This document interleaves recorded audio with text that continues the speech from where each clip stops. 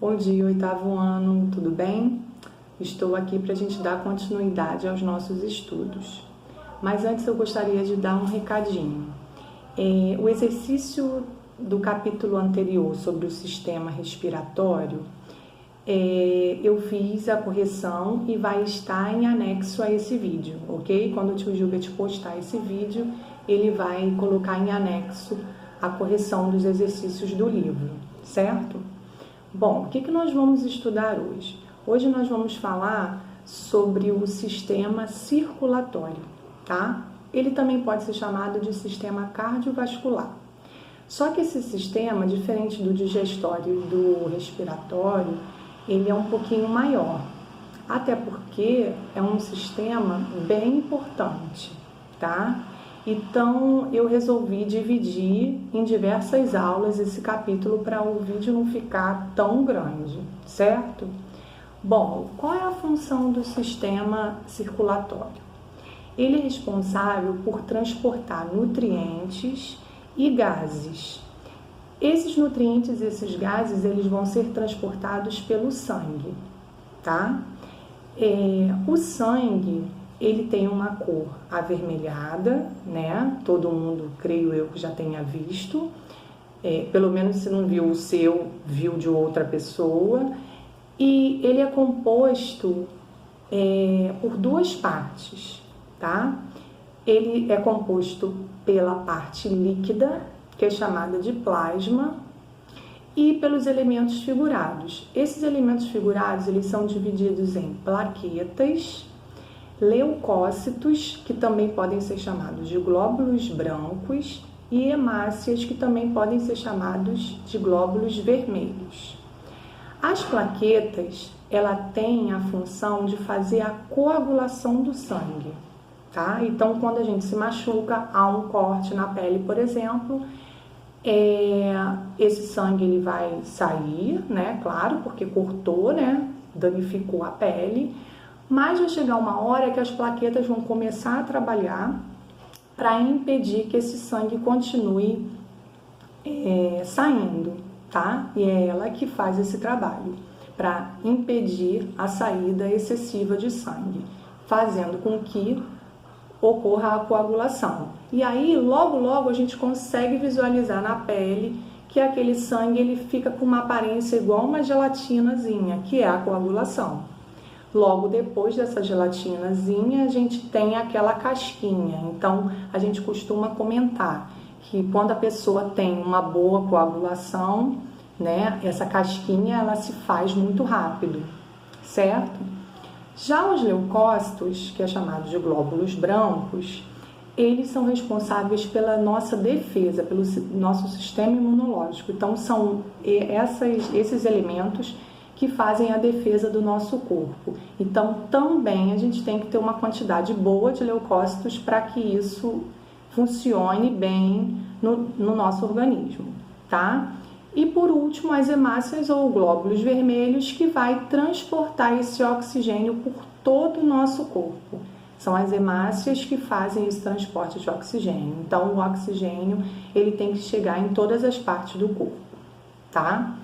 Bom, então falamos sobre o sangue. Agora, falando sobre o principal órgão do sistema circulatório, que é o coração, tá? O coração ele tem mais ou menos um peso de 300 gramas e quando a gente fecha a mão assim, quando a gente põe o nosso punho cerrado e a gente coloca a outra mão aqui, dessa parte do punho para cima, esse tamanho aqui é o tamanho do nosso coração, tá? Então, o tamanho, cada um vai ter um.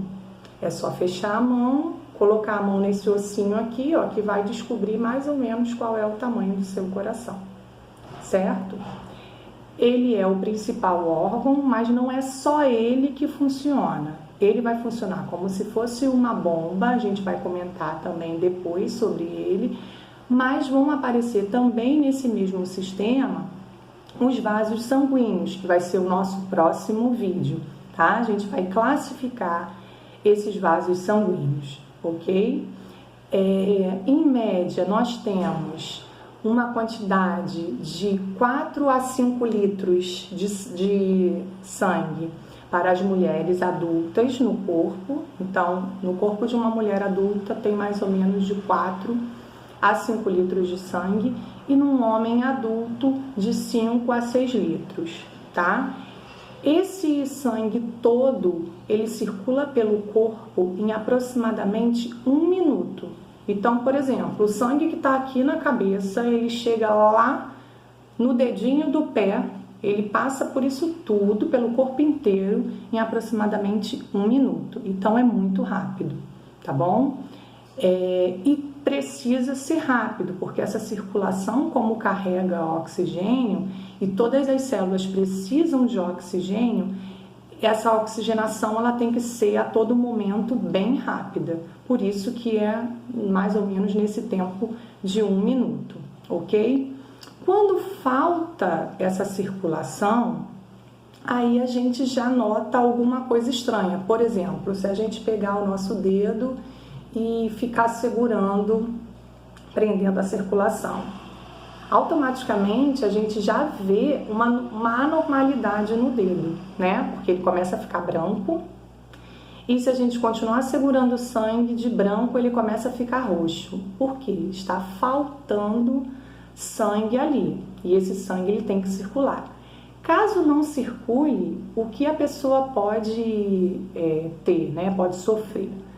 No caso do dedo, a perda do dedo, tá? Se for na perna, um inchaço na perna, esse sangue ele tem que circular por essa perna. Se ele não circula, e se não circula por muito tempo, começa a faltar oxigênio nessa parte, e aí a pessoa corre o risco até de amputar a perna, certo? Ou o pé, a parte que for, tá? Então, por isso a gente tem que tomar bastante cuidado com relação ao sistema circulatório, porque é um sistema primordial, né? Ele vai estar associado, depois a gente vai ver futuramente, ao sistema nervoso. Então é um sistema assim bem importante para o nosso corpo, para o funcionamento do nosso corpo, tá?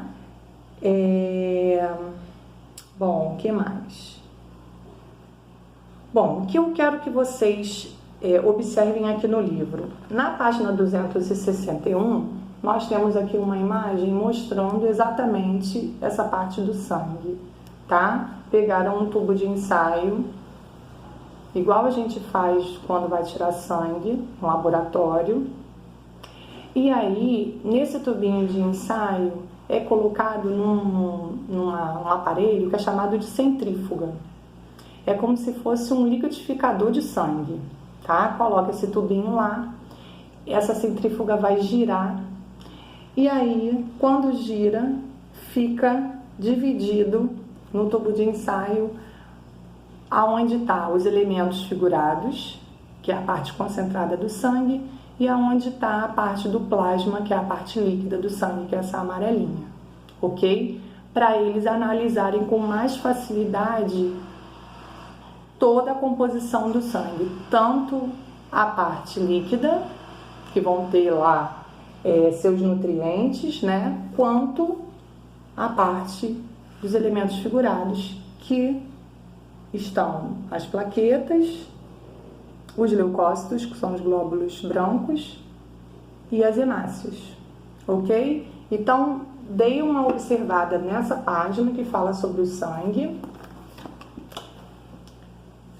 e deem uma olhada nesse desenho aqui, que é na página 263.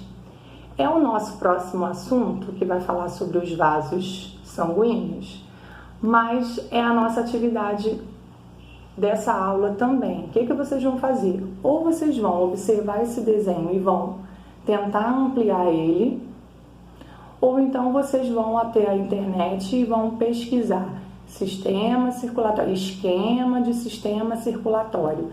Aí vão procurar um desenho desse, só que maior, e vão fazer no caderno, igual a gente fez no digestório e no circulatório, tá? Espero que vocês tenham feito.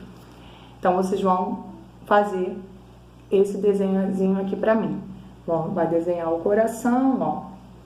e todos os vasos sanguíneos. Esses vasos sanguíneos aqui vocês podem fazer aleatoriamente, não precisa ser igualzinho isso aqui não, tá? Mas só coloca lá o coraçãozinho ali bem perto do centro e todo o corpinho com esses vasos sanguíneos, tá? Representados em azul e em vermelho, que no próximo vídeo eu vou explicar o porquê, ok? Então façam essas atividades, deem uma lida nessa página que fala sobre o sangue e aí no próximo vídeo a gente comenta sobre os vasos sanguíneos, ok? Um beijão para vocês e bons estudos!